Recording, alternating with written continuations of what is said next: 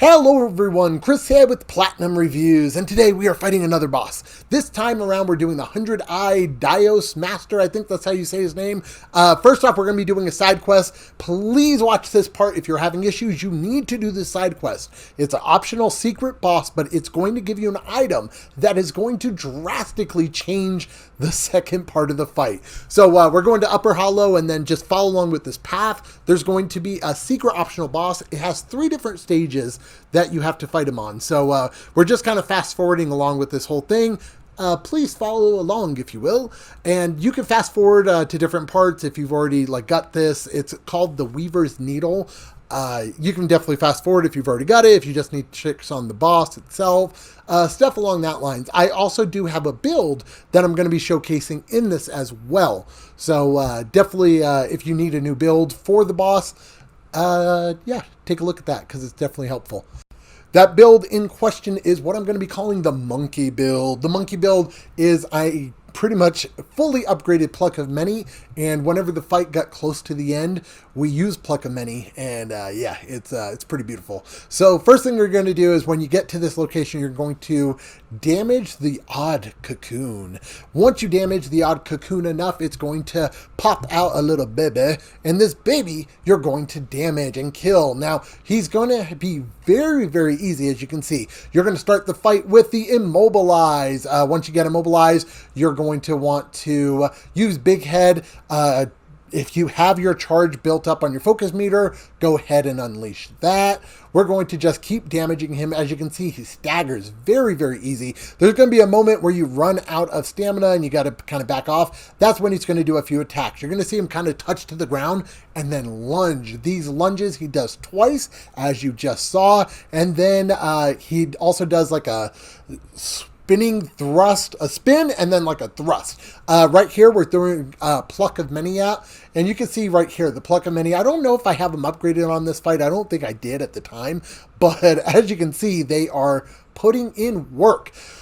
So I definitely suggest using them. Once you beat him, you are only done with part 1. What we're going to be doing is going back to the location where the chapter 4 boss is, and we're going to be running backwards. We're going to be running backwards, and this is going to give you the second location of this boss. So we're going to be running back here, running up all these stairs. It's kind of a journey, very, very long journey, if you will, but you're going to see a path off to the side. Go ahead and follow that up, and we're going to be going down here to this boss. This boss is definitely more of a pain than the first one, so you're going to see him here. And he has a lot of the same moves, but also a little bit different. As you can see, use Immobilize right off the bat, but don't be stupid like me and wait for him to be on the ground. There you'll see one of my gripes with the game is there are some camera angle issues, for sure. When he does that slam attack, though, you'll see he gets stuck on the ground for a minute. That's a perfect opportunity to use Big Head. That's a perfect opportunity to use a triple charge heavy attack. It's definitely a good opportunity to do some damage. So if you see him do that jumping lunge at the ground, definitely get ready to do some heavy damage. You're going to be doing a lot of the same things that you did in the first fight. He's going to be very, very easy to stagger. He does that kind of like swipe to the side. Right there, he did that lunge, and now he's stuck on the ground. If you have Big Head there, if you have your heavy attacks, definitely use it because it's very, very helpful. We're going to hit him with the heavy attack. We got to mobilize again, and we're going to use that. That's going to get him down to pretty much next to nothing where we can finish this part of the fight. But, unfortunately, it's not over. No, it's not. We have another fun-loving part of him. I will say he isn't as bad as what's to come. You'll see that in a minute. But yeah, he's not bad like the next guy. The next guy you have to fight, I despised him. I think this fight took me like 1 or 2 times, and the next fight was definitely a pain. So right off the bat, you're going to see him throw his knife. So he definitely has a lot of new moves on this. He's going to throw his knives on the ground. I want to say this fight, I didn't do the best on, but you're going to see him do a lot of like swipe attacks with his knives and stuff like that. Those are close range attacks. So, I mean, if you were close to him, like I was close to him, he's going to hurt you. It's it's pretty hard to dodge that. If you do manage to get him with a charged heavy attack, as you can see, he fell on the ground right there because it was a level 3 one, so it was definitely a good one to have him lay on the ground. We got him kind of stuck behind there, so we're able to do a little bit of damage and get him stuck. If you start getting damaged at all, be sure to heal. Chapter 1, you can actually go back and upgrade your gourd. I found that out during all this. I was trying to figure out how to get stronger, and I was like, this isn't making sense. And then somebody brought up a comment about upgrading their gourd on Twitter, and I was like, and not for the fight, just in general, and I was like, oh shoot, I forgot all about that. So be sure to go back to chapter 1 and upgrade your gourd. It allows you to have more uses. It's definitely helpful. So yeah, the fight's going to be about the same. Like I said, he does have new moves where he's going to be doing spin attacks and a lot of annoying things. Just move out the way, don't get too close, and when you do get an opportunity to use Big Head or to use one of your stronger abilities, definitely do it. As soon as you beat him, he's going to open up a hole in the wall, a painting to a new world, the Purple Mountains. This is where we are going for the next part of this quest. This is a pretty long quest, and like I said, if you've already done some of this, or if you don't need help like on this part, you want to experience this part for yourself, definitely fast forward. You know, I don't want to spoil everything for you if you want to see it for yourself, but yeah, this is pretty much how to get there. So you're going to go through the wall, and I'm going to be fast forwarding through this part as well. This lets you get to the secret boss. Now, this next secret boss has 2 separate parts. One thing, too, is the first time you fight the boss, another boss comes out and fights the boss with you. I don't know for sure, and you'll see it because I recorded it. I ended up dying during that fight. So if you do fight him a second time or third time, whatever, that other boss is not going to be there. He's only there the first time. So I don't know if there's a secret thing you have to do beforehand. So if you do go to fight him and you don't have that other boss come out at the same time and do some damage, then yeah, there might be something else that I just don't know what needed to get done to have that other boss come out and help you. But pretty much you have to have both those bosses defeated. The object there, and you'll see whenever it gets close, but is to let them fight. Because if you let them fight, you're not going to really have to worry about too much. So along the way on this path, we're going to be using some of these shrines. These are definitely good points to rest if you want to travel back to this, because as you can see, we're just sprinting through everything. The goal right now is just to beat this chapter 4 boss. I didn't care about everything else. So wanting to go back to this location, I'm going to have all these other shrines. Unfortunately, these 2 did have to get beat to use this shrine, but obviously, you know, big head. So you're going to use the shrines along the way. Be sure to rest, save your game, heal if you happen to get hit by something. We're just going to be coming along this way. If you guys have any questions about any of this, be sure to let me know in the comments down below. And before we get into this next fight, don't forget to hit that like button, subscribe to the channel. You guys have been awesome. I've been getting a lot of subscribers, a lot of really positive things on these guides and everything. So I just want to say thank you to everybody. You know, if you're new watching this and you haven't seen my other videos, you know, I appreciate you for watching this. If you happen to see any of those other videos and you're watching this because of the playlist, you guys rock. I really, really appreciate it. Like you have no idea. So yeah, just thank you. Thank you. Thank you. All right. I'm gonna stop talking now. So up these stairs is the boss of this secret area boss thing. So you're going to see right off the bat what I'm talking about with the other boss. And there's 2. So this kind of threw me off when this happened because I was like, oh, okay, what are you doing? So we're going to go ahead and skip that. So this is the actual boss itself, the Duskville. I don't know if I have it recorded where the Scorpion boss comes out. I want to say I did record it and it's going to be in this video, but I'm watching this back and talking over it, so I'm not 100% sure yet. So what we're going to be doing is the same thing as all the other bosses that you've done up to this point. Be sure to use Immobilize, be sure to use Big Head right off the bat, and as you'll see, the Scorpion guy comes out to your rescue. Now, you can come over here and do damage to this guy as well.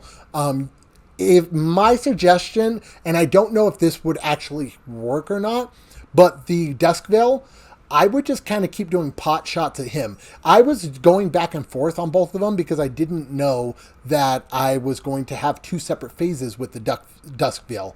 So I was damaging both of them in hopes of killing one and being able to kill the other one pretty close to it.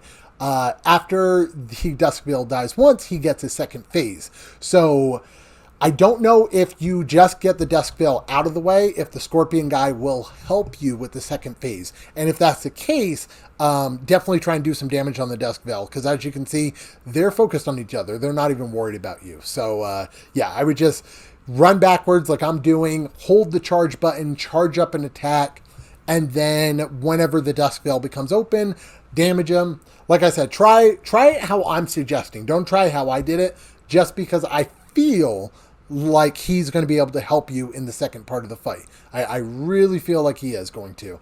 And because I did it this way, the Scorpion Lord died before the Duskville, and so I didn't get to test that theory. Also, when you die in the fight, or when the Duskville dies in the fight, he doesn't come back. So part 2, he's not going to be there.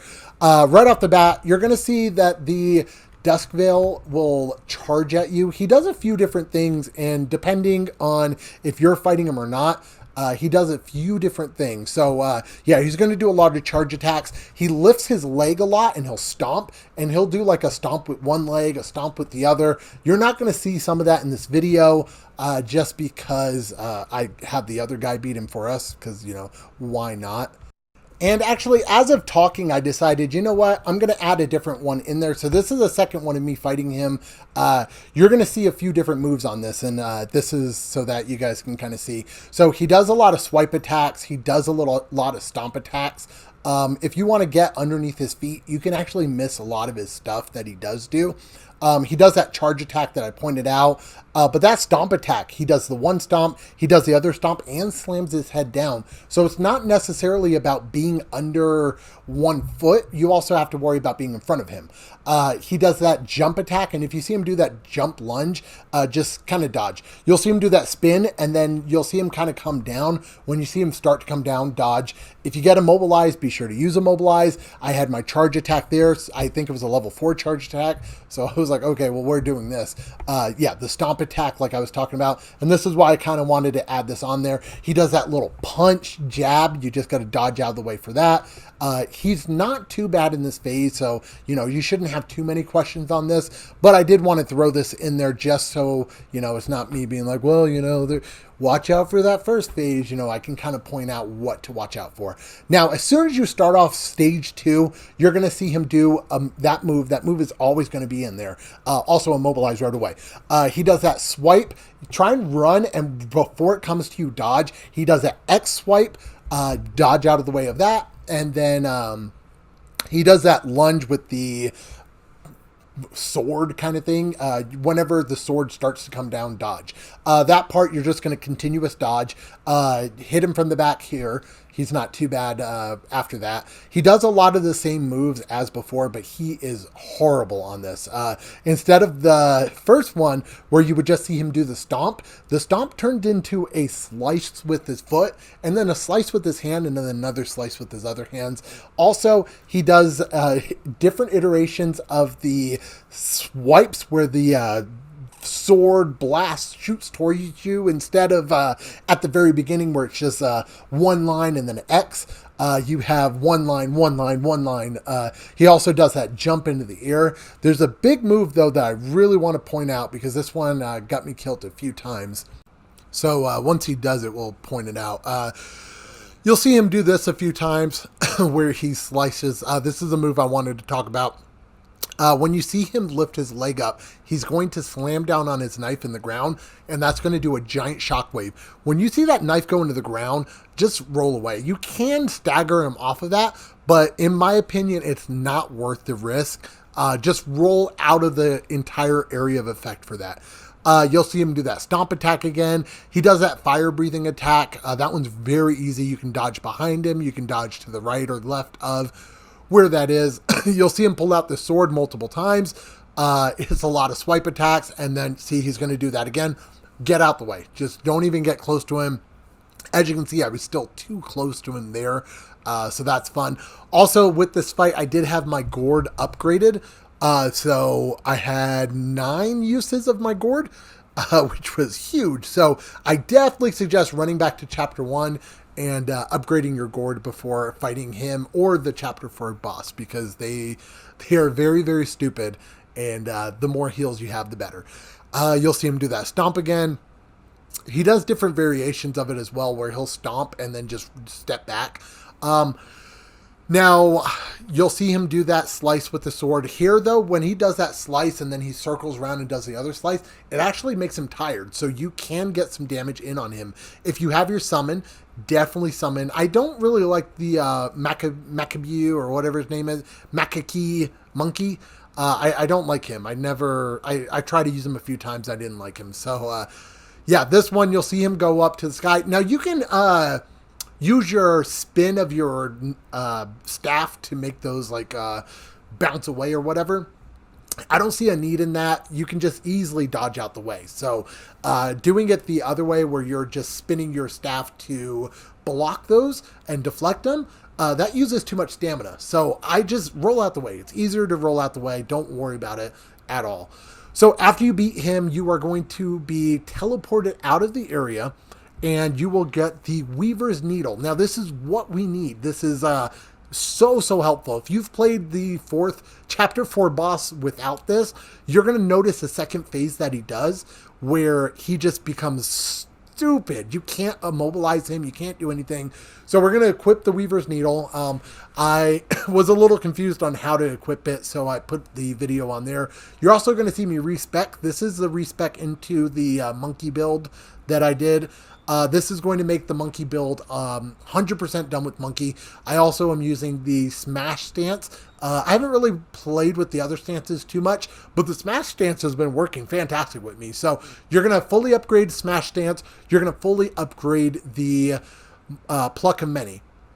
We're going to get the stamina tree down to halfway, and then we're going to fully upgrade health and stamina. We're going to throw 1 into martial arts to make the reach a little bit higher, and we're going to throw a bunch into mana, and 1, depending on where you're at, 1 or 2 into defense or attack or both. Now we're going to go into this fight. You'll see when he gets to that second half, you're going to be using the R2 and L3 button, if you're on PC, whatever you have it mapped to use your Yondu whistle thing, the Weaver's Needle, if you will. When running up, you're going to do your charge attack and sprint on him. Be careful with this. Depending on when you release it, like that, you can potentially miss. So I found the best thing is when he starts moving, to go ahead and use it. If you wait too long, you're going to miss it. So you're going to use Immobilize right off the bat. When you see him lift up his arm and like it kind of twitches, that means he's going to be ready to release that attack. He does a lot of the same moves where he does a swipe to the left, swipe to the right, and then a charge, or swipe to the right, swipe to the left, and then like poison spit. He does a lot of the same things. After you get him to about 55% health, also that move is stupid. Once you get him to about 55% health, he's going to go under the ground.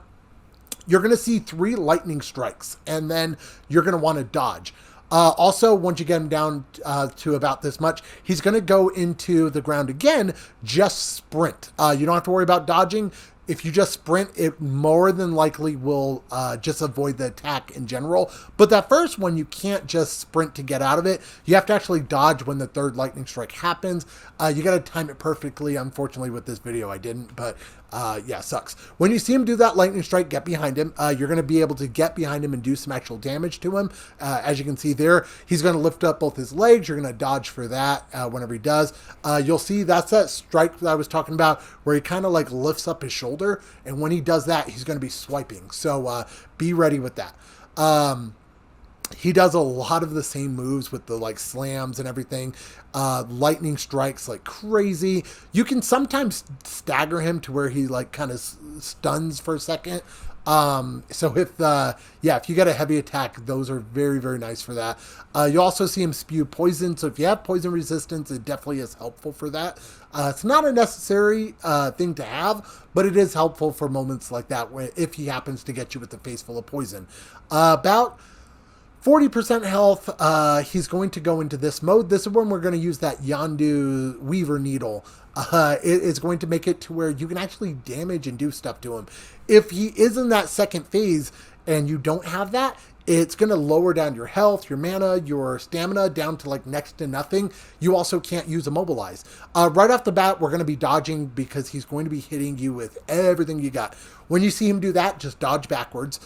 He does that a few times in the fight, so you're just going to want to dodge backwards every time. Now, this is where that Pluck of Many comes in. I used the Pluck of Many. I had them upgraded all the way. This gives them the abilities that you have. So they have Immobilize. They have all the other moves that you have, and they do a lot of damage. They have more health. So you're going to be seeing the... you're going to see the damage gauge go down a lot. We also got Big Head back, so we're going to go ahead and use that. And as you can see, I missed, so that's cool. But yeah, that would have came in handy right there for sure. Yeah, you're going to see him do a few lightning bolts like that. You're going to see him like kind of charge like he's going to do a Kamehameha. You're going to see him do this one. Just when you see it kind of like flash, that's when you're going to want to dodge. That move, he actually can grab you. So right when his hands are about to lift up, just dodge backwards. If you have your summon, which hopefully you saved your summon, you can use it here and finish him off. If not, if you can't get him with this last little bit with the summon, you can try and hit him with like charge attacks, heavy attacks, whatnot. But overall, that is a boss. It's a lot. I wish I could do more and explain more because there's a lot of other moves that he does that I just didn't get in this run that I did. He is awful. He is a pain. I wish you guys the best because it's not a fun fight at all. Definitely get that Weaver's Needle though. It'll save your life. This has been Chris with Platinum Reviews. Thank you guys so much for watching. Don't forget to hit that subscribe button. I will catch you on the next video.